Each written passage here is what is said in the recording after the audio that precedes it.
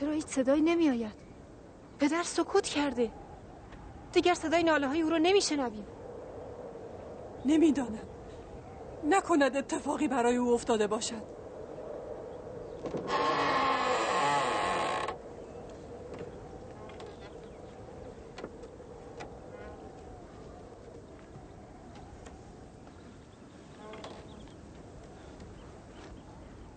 دینه لیا. بله پدر. کاری داشتی؟ برادرانت را به اینجا بخوان، با آنها کار دارم.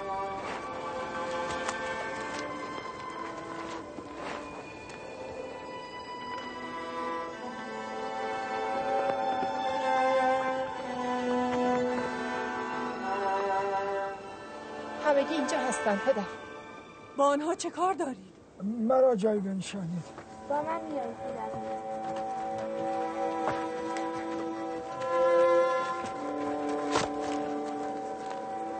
بنشینید پدر. بنشینید. برادرانت همه هستند؟ بله پدر، همه هستند. خوب دقت کنید و به سوالاتم پاسخ بدهید. بگویید ببینم، شما که به مصر رفتید چه اتفاقی افتاد؟ مگر قرار نشد با احتیاط بروید و بی سر و صدا بازگردید؟ پس چه شد که گرفتار شدید؟ عزیز مصر مأمور گمارده بود، به دنبال ما میگشتند، در نهایت ما را شناختند. این همه اصرار عزیز مصر برای دیدار با شما، آخر چرا؟ وقتی به محضر عزیز مصر بار یافتیم با ما به احسان و ملاطفت رفتار نمود. مخصوصا به بنیامین لطف بیشتری اظهار داشت. پدر، به هنگام تمام هم هر کسی با برادر مادری خود نشست. یعنی عزیز مصر این گونه خواسته بود. بنیامین تنها ماند. عزیز مصر او را در مقابل خود نشاند. با هم غذا می‌خوردند. آنها با هم سخنان پوشیده بسیار می‌گفتند. بسیار. گریه و خنده را در هم آمیخته بودند. عزیز مصر با بنیامین میخندید و گریه میکرد؟ نه، فقط بنیامین گریه میکرد. از او سوال کردیم، گفت در فراق شما میگرید. گریه برای فراق چند روزه، آن هم در محضر عزیز مصر؟ به عقل نمی گنجد. همه چیز به خوبی پیش می رفت تا اینکه بنیامین گرفتار شد. برای من قلم، جوهر و قدری چرم بیاورید. احساس می کنم در رفتار عزیز مصر رازی نهفته است. او یا از یوسف خبر دارد یا می تواند در یافتن برادرتان شما را یاری کند. بروید از عزیز مصر یا هر کس دیگری که می توانید در مورد برادرتان تفحص کنید. در مصر عزیزانم خبرهایی هست. ولی پدر، ما را روی رفتن به مصر نیست. به عزیز مصر چه بگوییم؟ بگوییم از جرم برادرمان درگذر؟ بگوییم باز هم به ما گندم بده؟ بگیرید پدر بزرگ، اینجاست. من نامه‌ای به عزیز مصر تقریر میکنم. شما هم نامه را ببرید و هم در مورد برادرتان بیشتر تفحص کنید. من از سخنان شما چیزهایی فهمیدم که درکش برای شما مشکل است. شمعون، پسرم شمعون، بنویس: از بنده خدا یعقوب و عزیز مصر یوزارسیف. خداوند سبحان همیشه بر ما دودمان رسالت و نبوت بلاها گماشت و ما را به مصائب گوناگون امتحان فرمود. جدم ابراهیم را با آتش نمرود امتحان کرد و عمویم اسماعیل ذبیح الله را به قربانگاه کشاند تا او را قربانی کند. این پشم ها که ارزشی ندارد. یعنی با اینها به ما گندمی میدهند؟ بهتر از هیچ است. با دست خالی که به ما گندم نمیدهند. یا باید درهم و دینار داشته باشیم یا با متاعی معاوضه کنیم. دیناری هم که نداریم. پس مجبوریم متاعی تهیه کنیم. البته مقداری پوست و پشم داریم که نفروخته ایم. بگو نمیخرن تا بفروشی. مقدار زیادی هم من و عروسا نخریسیده ایم. به کار تا می آید. با اینها که گندم نمیدهند. میدانیم متاع ما ارزشی ندارد، اما چاره چیست؟ خدا را چه دیده اید؟ شاید عزیز مصر گندم و بنیامین را یک جا به ما بدهد. چه خوش خیالید شما. از لطف خدا ناامید نباش یهودا.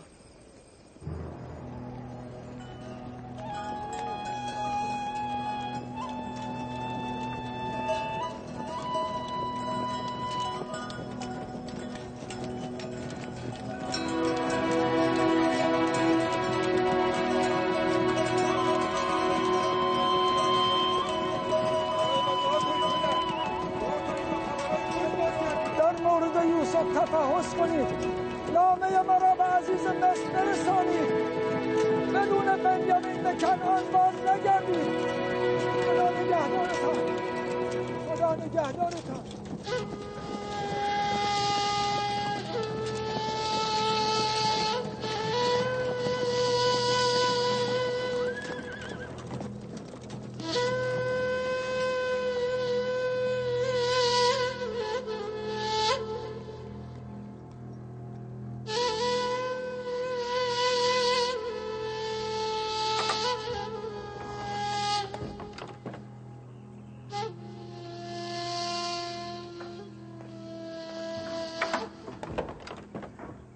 درود خداوند بر عزیز مصر یوزارسیف بزرگ. درود خداوند بر یوسف نبی. درود بر این عروس خوب و مهربان. کجایی این عروس؟ در سایه عنایات عزیز مصر روزگار می‌گذرانم. آمدم تا خبر تشریف فرمایی جناب فرمانروا را به اطلاع شما برسانم. فرمانروا؟ آری. اینجا؟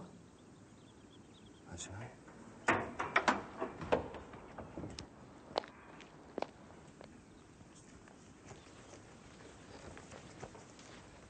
درود بر فرمانروای مقتدر مصر. درود بر نبی خدا. خوش آمدید.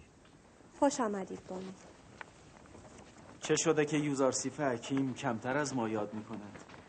حتما سرگرمی جدید جناب یوزارسیف را مشغول کرده است. اگر می‌دانستم همسر و فرزندان یوزارسیف را انقدر به خود مشغول می‌کند که از ما غافل شود، اصلاً اجازه ازدواج نمی‌دادم. ولی ایشان به تازگی گرفتاری دیگری یافتند جناب فرمانروا. پس حدس من درست است. نه خیر بانو، حدس شما منظور من نیست. گرفتاری جدید عزیز مصر برادرانشان هستند. برادرانتون؟ آری، برادرانم را به لطف و عنایت خداوند پس از 30 و چند سال یافتم. این که بسیار خوب است. باید به یوزارسیف تبریک گفت. از پدر بزرگوارتان یعقوب نبی چه خبر؟ هنوز توفیق دیدار ایشان حاصل نشده، اما برادرانم را 2 بار ملاقات کردم. آنها اینک به کنعان رفتند. چرا آنان را همراه پدر به مصر نمی آورید؟ در اینجا می توانیم برای آنان رفاه بیشتری فراهم کنیم. چون این قصدی دارم، اما ابتدا باید جناب آخناتون اجازه دهم.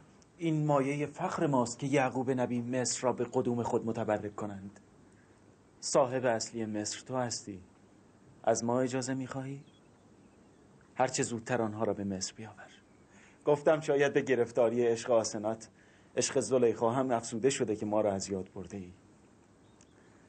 فعلا به راز و نیاز با معشوق دیگری مشغول است. تصمیم ندارد به غیر بپردازد. اشتباه می‌کند. یوزارسیف که از خدا جدا نیست. زلیخا را به اینجا بخوان تا بدانم موضوع چیست.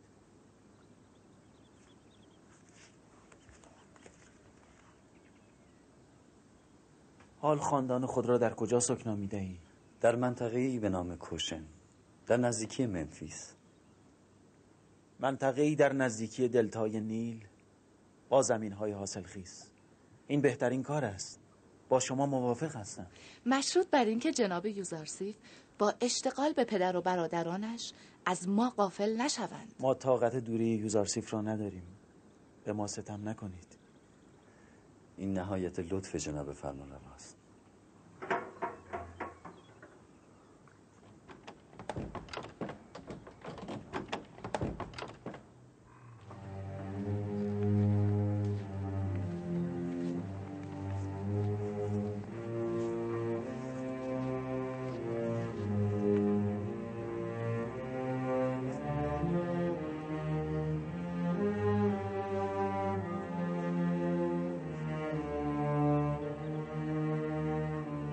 شبیه قدیسین شده ای زلیخا. تو گویا همه عمر باید مشغول عبادت باشی. پیشتر از این آمون را میپرستیدی و الهه درگاه او بودی و اینک خدا پرست شده ای و او را تقدیس و عبادت میکنی. ما امروز میخواهیم زلیخا را از عرش به زیر کشیده و با فرشیان قرین کنیم. نیازی نیست جناب فرمانروا. هنوز از حصار تن و زندان دنیا فراتر نرفتم. اراده کنید خاک نشین درگاهم.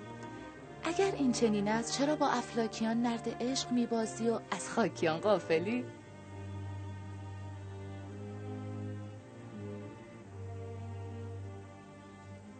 خاکی مورد نظر شما خود مسجود ملائک است. غفلت زلیخا از عظمت او نمی‌کاهد. ما نمیخواهیم این غفلت ادامه پیدا کند. چرا همسری یوزارسیف را نمیپذیری؟ بسیار خوب. ما شما را رسما برای صدر اعظم مصر جناب یوزارسیف خواستگاری میکنیم.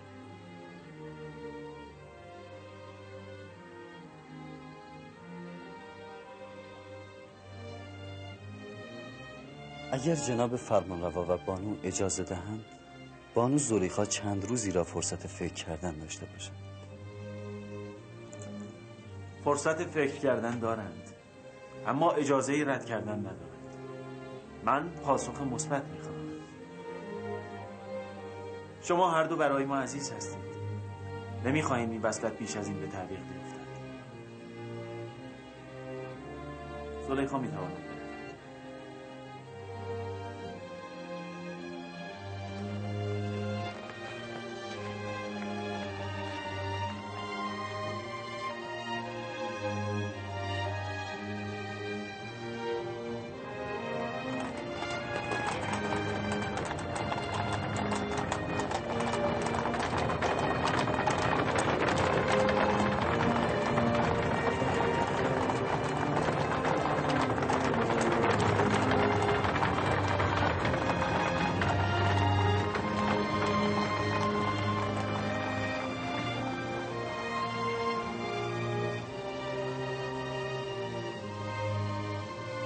به راستی بنیامین برده است. این که ظاهرش از یوزارسیف هم آراسته در بود.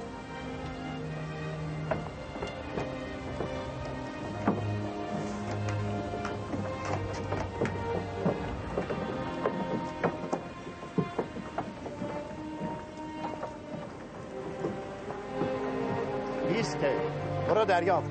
ایسکی 5 نفر است. 15. برو دریافت. من پولی ندارم. هیچ ندارم. نه، هر چه داشتم تا کنون برای دریافت گندم دادم. قبلا هم گفتم آنان که بهای گندم را ندارند باید سند بردگی امضا کرده سپس گندم دریافت کنند. ما که همه عمر یا برده حکومت بودیم یا برده نه، ولی بردگی جناب یوزارسیف بر آنها شرف. شما تنها نیستید. اکنون همه مردم مصر بنده جناب یوزارسیف هستند. ما این بردگی را نهایت آزادگی می‌دانیم و به آن افتخار می‌کنیم. من آرزو دارم شما بنده یکی باشید و برده هیچ کس نباشید. جناب یوزارسیف، من دیگر چیزی برای فروش ندارم. آیا گندم رایگان به من می‌دهید؟ ولی جناب او از ثروتمندترین مردان مصر بوده. در ازای خرید خودش به او گندم بدهید. یعنی برده شوم تا به من گندم رایگان بدهی؟ همه چیزم را گرفتی. خانه‌ام، فرزندانم، اموالم، برده هایم. همسر و فرزندان من برده شمایند. از جان من دیگر چه میخواهید؟ مرا بیچاره کردی. کسی تو را مجبور به خرید گندم کرده؟ آری، قحطی، گرسنگی. اگر گندم نداشته باشم باید بمیرم.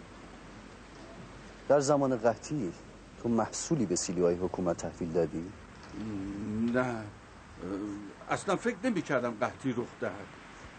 پس تو بهای جانت را میپردازی؟ برای من مرد بهتر از بردگی است. اگر بردگی بد است پس چرا زمانی که ثروتمند بودی 10 برده نگاه می‌داشتی؟ درد من همین است. من که خود روزی 10 برده داشتم، چرا باید اینک برده شوم؟ شاید این گونه درد برده ها را بهتر درک کنی. به هر حال ما کسی را به اجبار به بردگی نمیگیریم. علی جناب، من یکی از برده های او بودم. خیلی به من ستم کرد. فردا تمام مردم تبس باید در حیات معبد آمون اجتماع کنند. علت به بردگی گرفتن بسیاری از آنان را فردا خواهم گفت. فردا چه خواهد گفت؟ چه میدانم؟ به این مرد گندم رایگان بدهید. نباید عزت نفس هیچ انسانی از بین برود. بله حتما.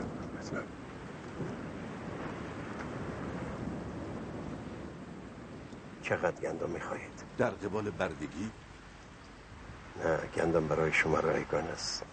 این دستور جناب یوزارسیف است. بردگی چنین بزرگی نهایت آزادگی نیست.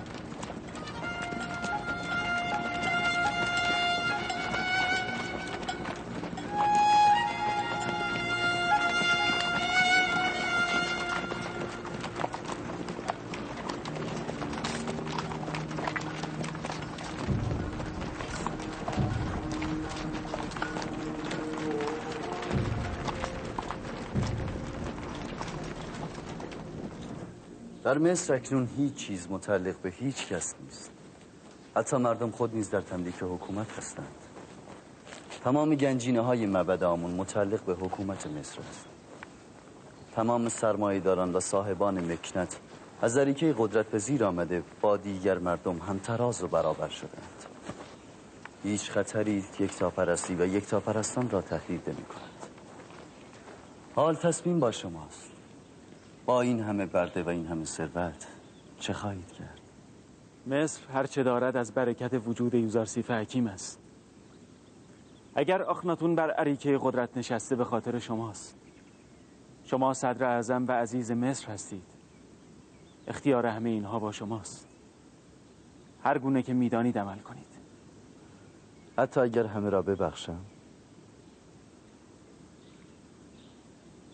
تو اختیار اخناتون و فرزندان او را نیز داری. خداوند جناب اخناتون را پایدار بدارد. بسیار خوب. من فردا در معبد و در حضور مردم تبس تصمیم خود را خواهم گفت.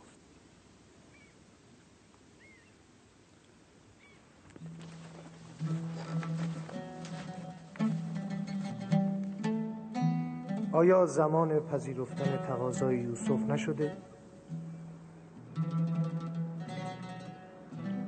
آیا این راز و نیاز ادامه خواهد یافت؟ فرمانده و تصمیم گیرنده عزیز مصر است. اگر فرمان دهند این خلوت را ترک خواهم کرد. نه، اجباری در کار نیست.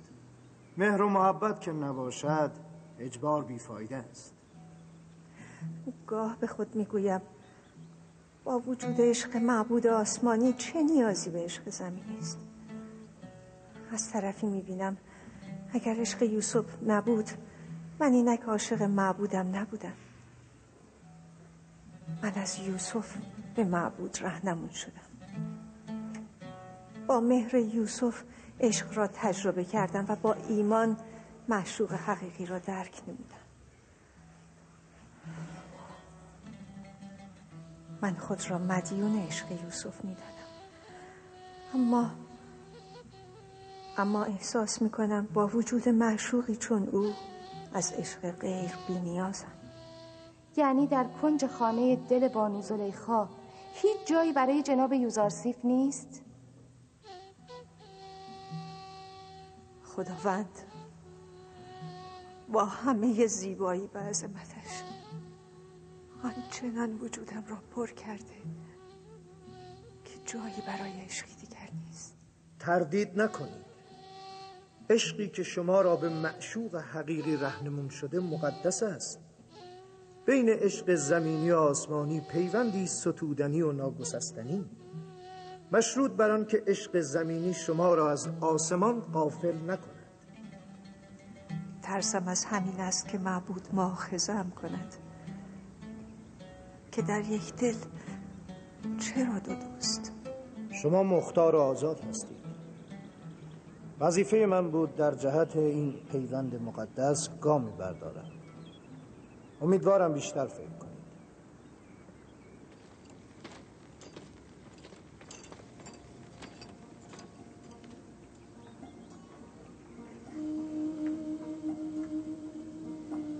بانو، پاسخ جناب آخناتون و مالک را چه خواهید داد؟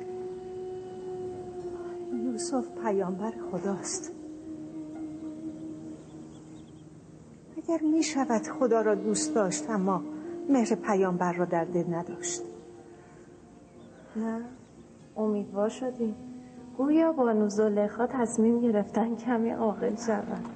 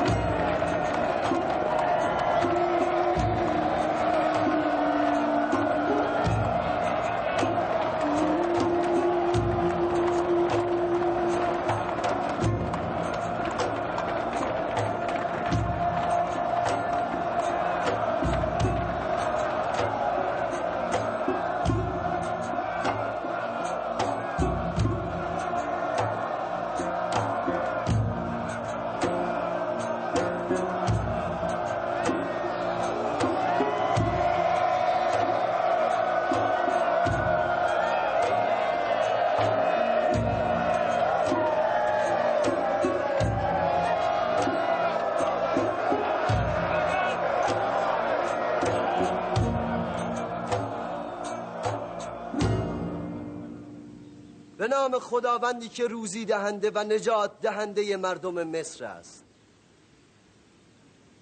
روزی در ابتدای جوانی برای پوتیفار صدر اعظم پیشین کتابی می‌خواندم که آینده مصر را پیشگویی کرده بود. در آن کتاب نوشته شده بود روزی خواهد رسید که در مصر معیارها دگرگون شده، ثروتمندان با فقیران جای خود را با یکدیگر عوض می‌کنند. ثروتمندان کاخ‌ها و غلامان خود را از دست خواهند داد و بردگان و ستمدیدگان آزاد شده بر سرنوشت خود حاکم خواهند شد. در آن روز آمون خدای مصریان پرستنده ای نخواهد داشت. درود بر یوزرسیف پیامبر خدا. درود بر یاری دهنده منشیانه.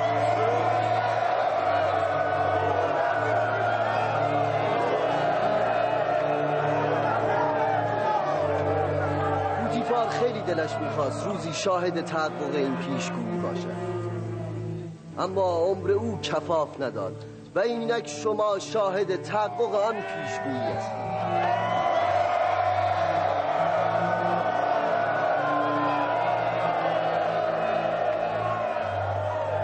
شاید بسیاری از بزرگترهای مصر به یاد داشته باشند که روزی در همین شهر طبس در میدان برده فروشان همه مردم جمع شده بودند که کودکی را به بردگی خریداری کنند. امروز همان کودک برده صاحب و مالک مردم مصر است. یک روز شما می‌خواستید ارباب یوزارسیف بزرگ شوید و اکنون او ارباب شماست. آری، آن روز پوتیفار آن کودک را خریداری کرد و امروز آن کودک همه ما را خریدار شده. گر می‌دانستم همان روز آن کودک را با دستان خودم خفه می‌کردم. همه اینها نشانه اراده‌ای فوق اراده ها و قدرتی فراتر از همه قدرت هاست. ولی من تا امروز نه یوزارسیف ارباب احساس کردم نه خود را برده. چه کس گفته که این بردگیست؟ این بردگی را ما 1000 بار عزیزتر می‌داریم از آزادی و ارباب بودن.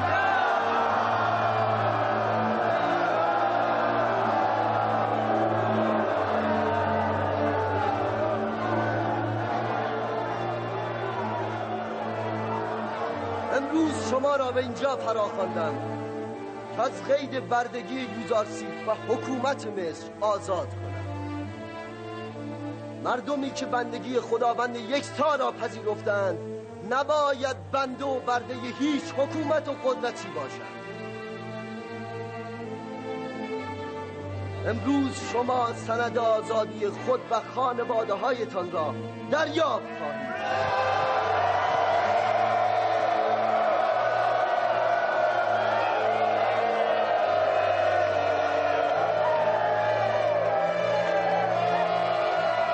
از امروز همه آزادند.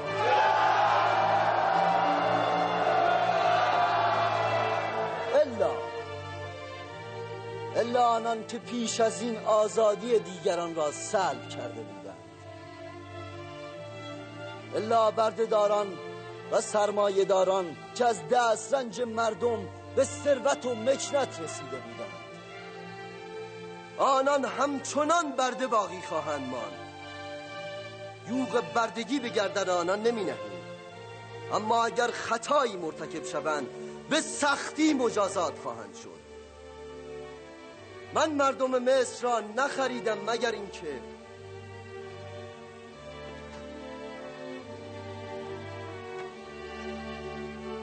برده ها و ستم دیدگانشان را آزاد و برده داران و ستمگرانشان را در بند کنم.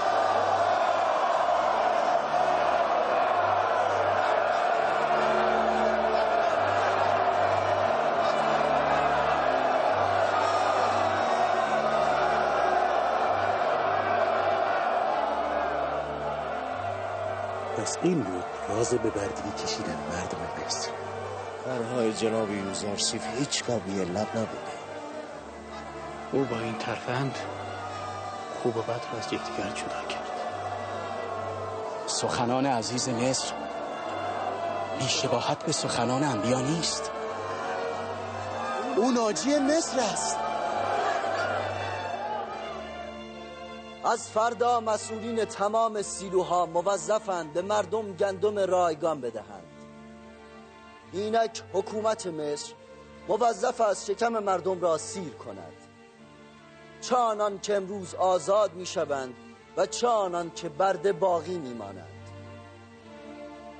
به زودی به خواست خداوند قحطی پایان می پذیرد. فقط تا پایان زمان قحطی باید رعایت اعتدال و صرفه‌جویی را بنماییم تا دچار کمبود نشویم.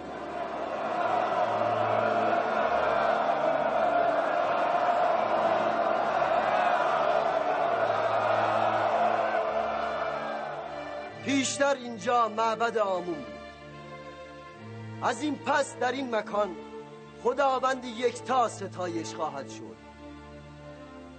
در مراسم بعد باید اینجا را از تندیس‌های آمون و آثار شرک پاک کنید.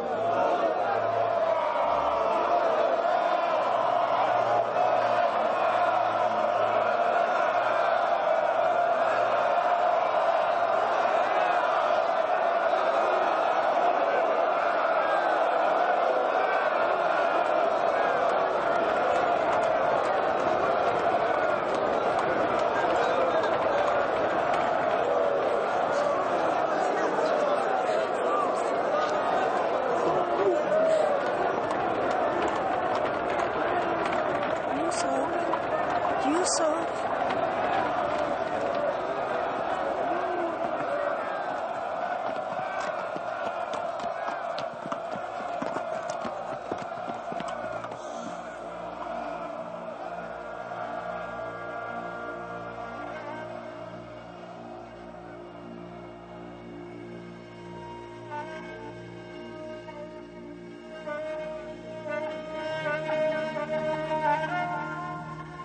چه کسی مرا به نام کنعانی هم صدا زد؟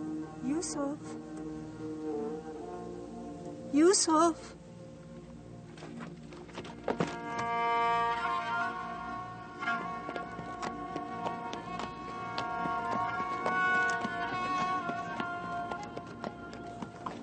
زلیخا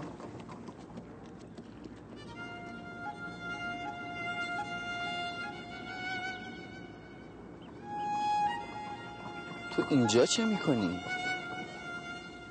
به انتظار شما بودم. چرا اینجا؟ از کجا دانستی مرا اینجا خواهی یافت؟ دیروز پس از اینکه شما رفتید از خداوند خواستم اگر صلاح می‌داند مهر رسولش را در دلم جای دهد.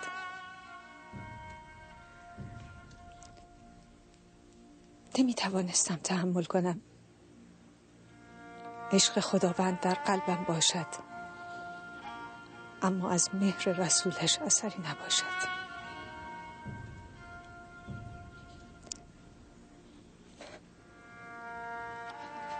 نیت کردم به اینجا بیایم، جایی که سالها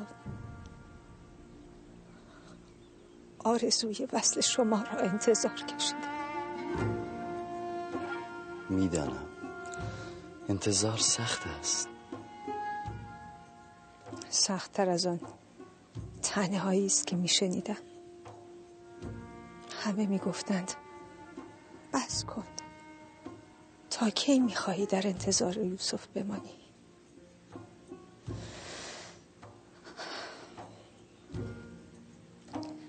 با خود گفتم اگر این بار هم نیامدید معلوم است اراده خدا بر این وصلت نیست. ولی آمدم. آیا آمدنم نشانه رویدن جوانی عشقی دوباره است؟ من هم آمدم تا نبی خدا مرا چون دیگر مردم مصر به بندگی بپذیرد. ولی من از امروز همه مردم مصر را آزاد کردم. من آزادی نمیخواهم. آمدم تا در بند باشم. مبارک است. این بندگی مبارک است.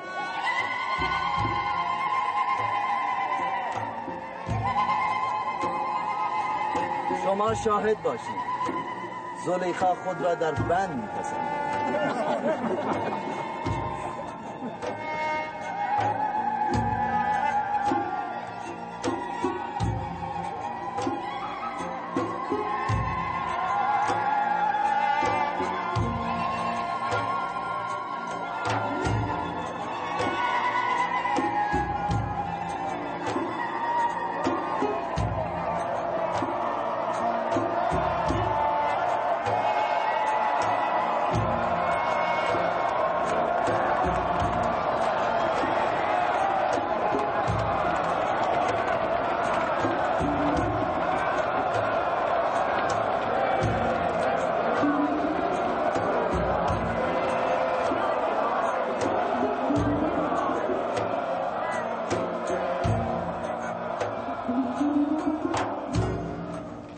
باز هم 10 برادر کنعانی داخل شدیم. سپاسگزاریم.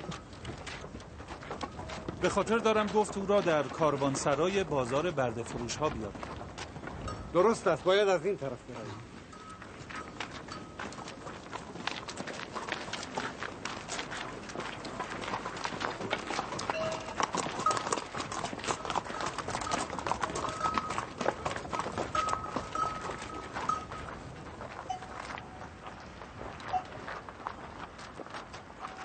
پس لاوی کجاست؟ لاوی لابی سلام برادر. لابی سلام برادر. سلام برادر.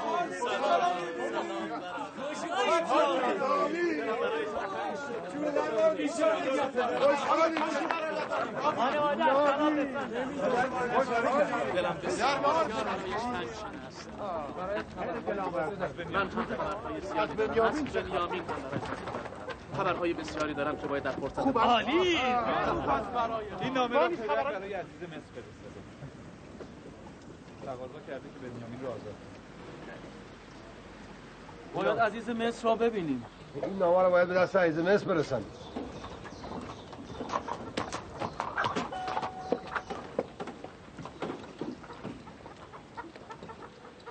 باید به نزد عزیز مصر برویم. برویم.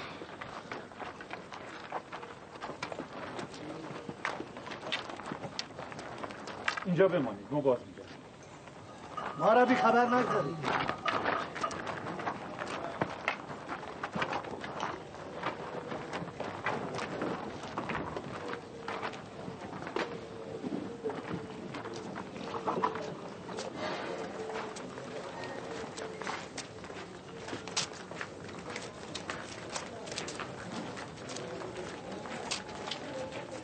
کدام بنده؟ بنیامین شاهانه زندگی می کند و عزیز مصر مانند چشمان خود از او پذیرایی مراقبت می کند. تو خود دیدی یا از کسی شنیدی؟ من با چشمان خود دیدم. همه جا او را با خود می برد.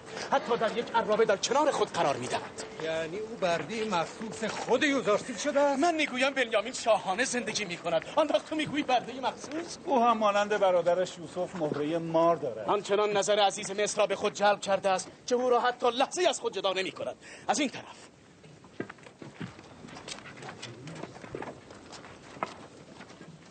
ما باید جناب یوزارسیف را ببینیم. ما از جانب پدرمان برای عزیز مصر پیغامی داریم. اجازه دهید وارد شویم. من این اجازه را ندارم. باید با جناب هرم‌هب صحبت کنم. شما همکنون اجازه ندارید وارد قصر شوید. جناب مشاور،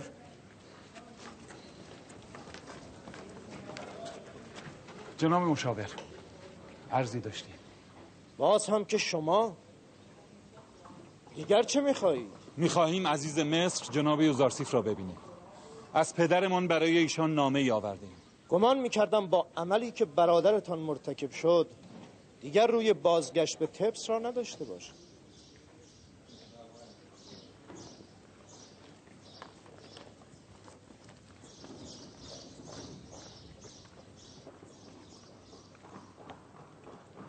بسیار خوب.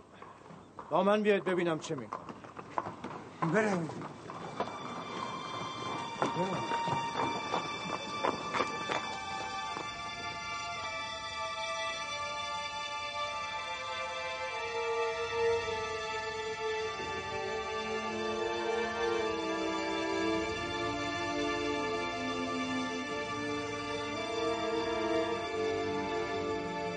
سر بردار.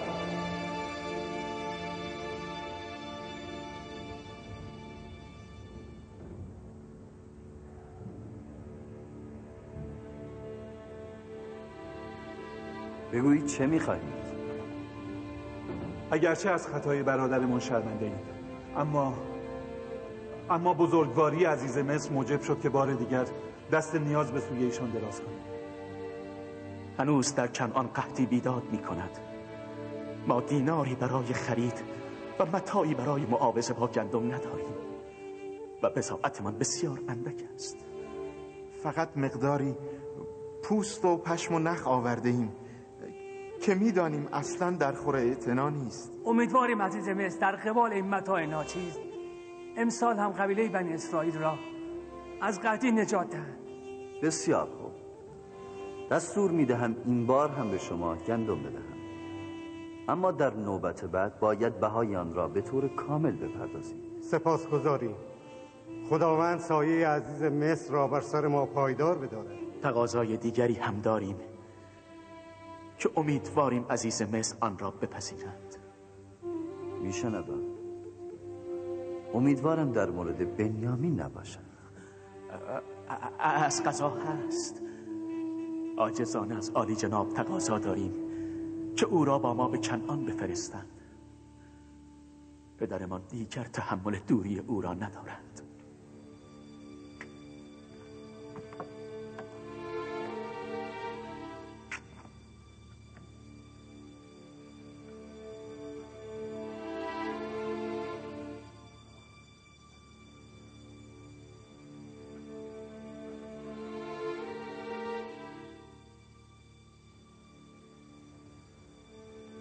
نگفتم وضع بنیامین خوب است؟ هیچ شباهتی به مردها ندارد. نامه پدر.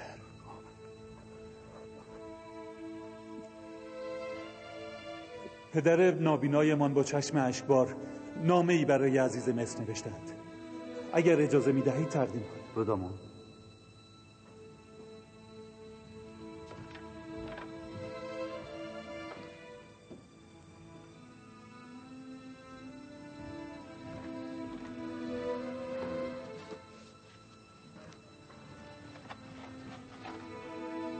از بنده خدا یعقوب و عزیز مصر یوزارسیف، خداوند سبحان همیشه بر ما دودمان رسالت و نبوت بلاها گماشت و ما را به مصائب گوناگون امتحان فرمود. جدم ابراهیم را با آتش نمرود امتحان کرد و عمویم اسماعیل ذبیح الله را به قربانگاه کشاند تا او را قربانی کند و مرا نیز به فراق فرزندی که نور چشم و قوت قلبم بود مبتلا کرد. روز او را به صحرا بردند و پیراهن خونینش را باز آوردند. پسری داشتم که از مادر با یوسف برادر بود. بو یوسف را از او استشمام می کردم و به جای یوسف او مرهم قلب داغدارم بود. برادرانش او را نزد تو آوردند و باز نگرداندند. شما او را به جرم دزدی به بردگی گرفتید. تردیدی نیست که سرقت را با اهل بیت رسالت نسبتی نیست. مخلص سخن این که مرا از فراق فرزندان نه توش توانی مانده و نه نور بصری. از شما میخواهم فرزند در بند مرا به سوی این پیر درمانده بازگردانید و مرا از غم رهایی بخشید. در این صورت تو را به دعای خیر مدد خواهم بود و اگر جز این کنی و بر این مهنت کشیده ترحم ننمایی، از جگر سوخته ناله‌ای سردهم که لهیب آن تا 7 پشتت را خاکستر کند و تو را توان مقاومت در برابر شرار آن نباشد. بنده خدا یعقوب.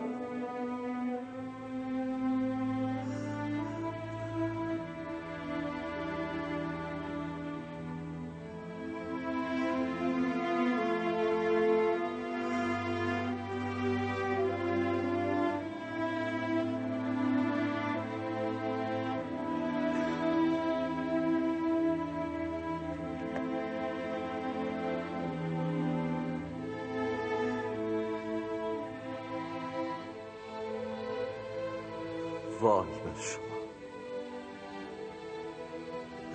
با یوسف چه کردی؟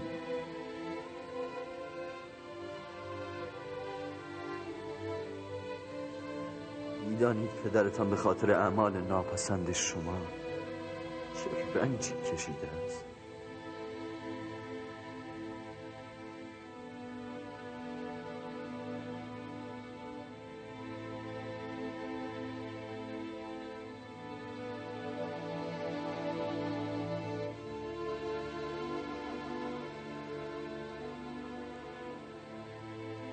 گمان میکنم ذهن عزیز مصر را نسبت به ما مشوه کردند. ما گناهی نسبت به برادر و پدر خود مرتکب نشدیم. آن سند را آوردی؟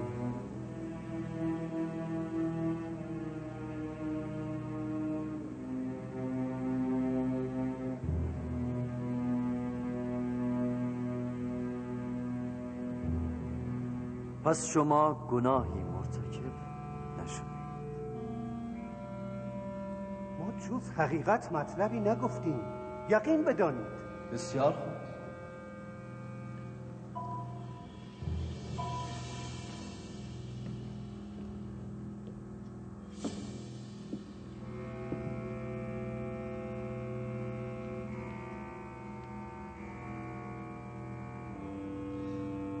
ما 10 برادر از اهالی کنعان برده خود یوسف را به مالک ابن زر به 18 درهم فروختیم، مشروط بر اینکه او را به سرزمین مصر یا سرزمین دوری ببرد که توان بازگشت به کنعان را نداشته باشد. لاوی و شمعون این نامه را مهر کردند. ظاهرا این خط شمعون است. شمعون کدام یک از شماست؟